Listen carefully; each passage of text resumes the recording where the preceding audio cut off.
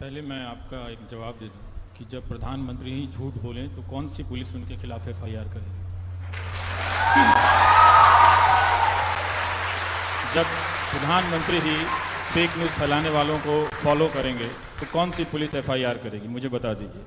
तो जब सरकार ही फेक न्यूज़ को या फेक तस्वीर को एक तरह से ऑथराइज करने लगे, मान्यता देने लगे, तो पुलिस उसके खिलाफ नहीं कार्रवाई कर सकती, क्योंकि हमारी पुलिस उस तरह से नहीं बनाई गई है। उसकी उसकी मानसिक और उसकी जो भी है तैयारी नहीं है। तो हमें इस बात को देखना चाहिए कि वो सिर्फ न्यूज़ नहीं है।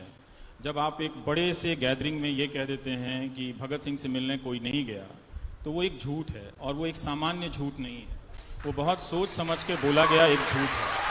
और इस झूठ से मिलता जुलता बहुत सारे ऐसे झूठ हैं जो आपके अंदर एक नागरिक के भीतर एक बेस तैयार करते हैं। मैं कहता हूं कि क्या इस झूठ के बगैर आप प्रधानमंत्री को नहीं पसंद कर सकते हैं? बिल्कुल कर सकते हैं।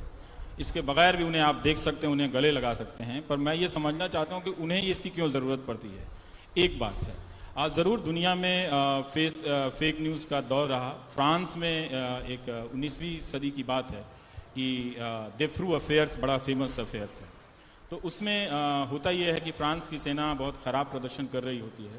तो जो उसका कप्तान है एक देफ्रू, वो यहूदी है, और उसके खिलाफ एक अफवाह फैलाई जाती है कि इसने कुछ महत्वपूर्ण जानकारियां जर्मनी की सेना को दे दी हैं, जिसकी वजह से हमारी स्थिति खराब हुई है, और उसे देशद्रोह की सज़ा दी जाती है। और लेकिन जब बाद में पता चलता है कि नहीं, इसने नहीं किया, जो आर्मी चीफ था उसने इस तरह की अफवाह फैलाई है।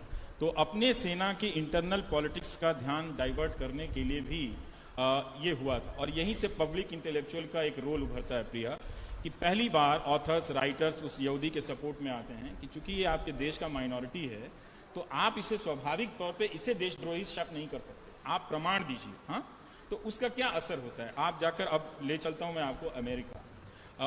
2016 1 दिसंबर को एक खबर वेबसाइट पर छपती है कि हिलेरी क्लिंटन पीडोफाइल हैं और लड़कियों के साथ यौन अत्याचार करती हैं। तो ये खबर छपती है और ये खूब वायरल होती है, जहाँ पे जिस वेबसाइट पे बताया जाता है कि वाशिंगटन डीसी में ये होटल है, रेस्तरां है, पिज्ज़ा का रेस्तरां है, और इसके बेसमेंट में बच्चों को बंद करके रखा गया है।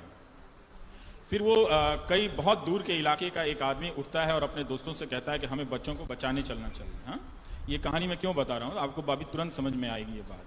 तो वो उसके दोस्त मजाक उड़ा देते हैं कि ऐसी कोई बात नहीं है, ऐसा हमने कभी सुना नहीं है, और बचाने हम कौन होते हैं जाने वाले। लेकिन वो आदमी उठता है और एक सेमी ऑटोमेटिक बंदूक लेता है और उस रेस्तरां में पहुंचता है। पहले वो बेसमेंट खोजता है, उसको बेसमेंट नहीं मिलता है, लेकिन जहां सामान रखा हुआ है, रसोई का, राशन का सामान, उसको गोली मार के दरवाज़ा तोड़ता है। फिर पीछे जाता है तो बच्चे हैं लेकिन खेल रहे हैं, मगर वहां पर बेसमेंट नहीं मिलता है, पर वो किसी को मारता नहीं। तो आप नॉर्मल होगा कि कोई बड़ी घटना नहीं हुई। लेकिन इसी अक्टूबर में क्या होता है कि एक नौजवान उठता है, और क्योंकि उसे एंटी मुस्लिम, एंटी यहूदी इतना फीड किया गया है लगातार पिछले 2 साल के अमेरिका में, कि वो इस सिनेगॉग में जाता है जहां अपनी पूजा अर्चना के लिए यहूदी लोग जमा हुए हैं, और उनको गोलियों से भून देता है। उसी के साथ एक और आदमी है सीजर, जो इसकी नौकरी चली गई है, बेरोजगार है। कहाँ तो वो उसको नाराज होना चाहिए था अपनी सरकार की आर्थिक नीतियों से या सरकार से, लेकिन लगातार नफरत के मैसेजेस के कारण वो वैन में रहता है, उसके पास अपना घर भी नहीं है।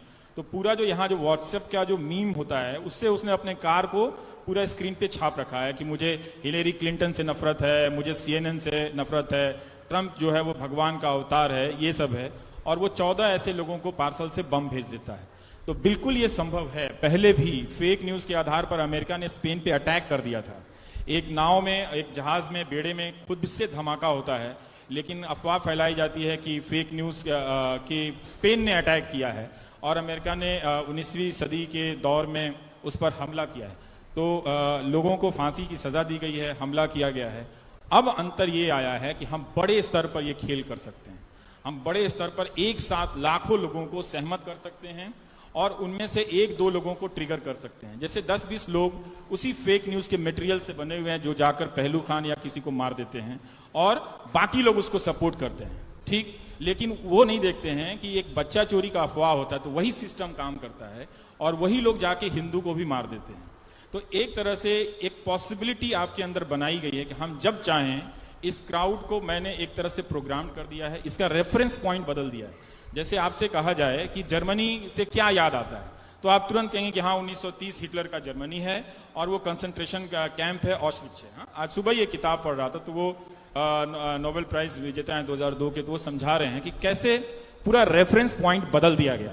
आपको उसके पहले का जर्मनी मालूम नहीं है कि उसका पहले का जर्मनी कितना अच्छा था, उसके बाद का जर्मनी मालूम नहीं है, लेकिन वो एक जर्मनी मालूम है। तो पूरा आपका रेफरेंस पॉइंट बदल जाता है। जैसे इस वक्त हो रहा है हिस्ट्री के जरिए कि जैसे आजादी के समय के इतिहास को आप कंट्रोवर्शियल बना रहे हैं, आप चैलेंज नहीं कर रहे हैं।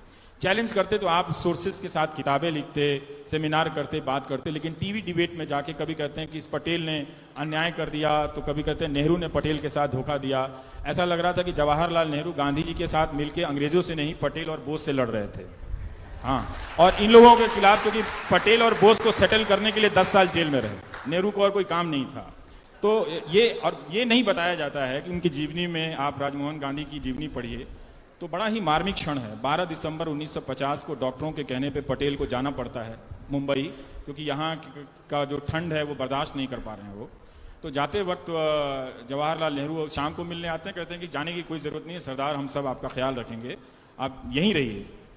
लेकिन सुबह उनसे एनवी गाडगिल मिलने आते हैं और वो कहते हैं कि मुझसे एक वादा करो, मैं अब ज़्यादा दिन जिंदा नहीं रहने वाला हूँ। तो एनवी गाडगिल कहते हैं कि हाँ कहिए, मैं वादा करता हूँ। तो सरदार पटेल गाडगिल साहब का हाथ अपने हाथ में लेकर कहते हैं कि हिंदी में तो मैंने यही पढ़ा था कि मेरे बाद जवाहर अकेला हो जाएगा, तुम उसका साथ मत छोड़ना। और जो अंग्रेजी में लिखा हुआ है कि उसमें ये लिखा है राजमोहन गांधी ने कि पंडित जी के साथ तुम्हारी जो भी डिफरेंसेस हों तुम उनको छोड़ना मत। तो जो आदमी जिसको हम इस तरह से बाइनरी में प्रेजेंट कर रहे हैं, अपने आखिरी दिन में 15 दिसंबर को उनका निधन हो जाता है और वो जा रहा है, तो हम फेक न्यूज को सिंबलाइज करते हैं। कैसे? आपने वो मूर्ति बना दी। मूर्ति आप बना सकते थे, लेकिन वो मूर्ति बनाने की प्रक्रिया क्या है? उस पूरी प्रक्रिया में 4 साल में आपने पटेल को नेहरू के बरक्स खड़ा किया, छोटा बड़ा करके फिर उसको सिंबलाइज किया। तो वो मूर्ति तो है ही। तो हम और आप, बहुत सारे लोग सरदार पटेल को निश्चल तरीके से उनका सम्मान करेंगे, लेकिन वो एक तरह से वो एक डिजाइन है जो उसने एक पत्थर की तरह बना दी गई है कि जो आपकी फेक समझ है हिस्ट्री की, वो उसका कल्मिनेशन है। तो इस प्रोसेस में वो मूर्ति बनी है। मुझे उससे ज्यादा समस्या होती है। ऐसे उनकी मूर्तियों की कोई कमी नहीं है, और भी ऊंची बन सकती है। वो ऊंचे कद के नेता जरूर थे। तो बहुत तरह के आपके साइकोलॉजिकल, अगर आप अलर्ट नहीं रहेंगे, तो मैं जल्दी एक बात खत्म कर देता हूं कि लोकतंत्र में सूचना और समझ का बड़ा रोल है। अगर ये चीज नहीं है आपके पास, तो आप एक गुलाम से भी बदतर हैं। अगर सूचना पहुंचने के माध्यम फेक हो जाएं और सूचनाओं को ही फेक कर दिया जाए, तो फिर आप एक नागरिक के रूप में परफॉर्म नहीं कर सकते हैं। मुझे नहीं लगता कि 150 साल की आजादी की लड़ाई हमने इसलिए लड़ी थी कि हम अपनी स्थिति, समझ और सूचना के स्तर पर गुलाम वाली बना लेंगे। तो सावधान रहिएगा, ये हंसने या मजाक करने की चीज नहीं है।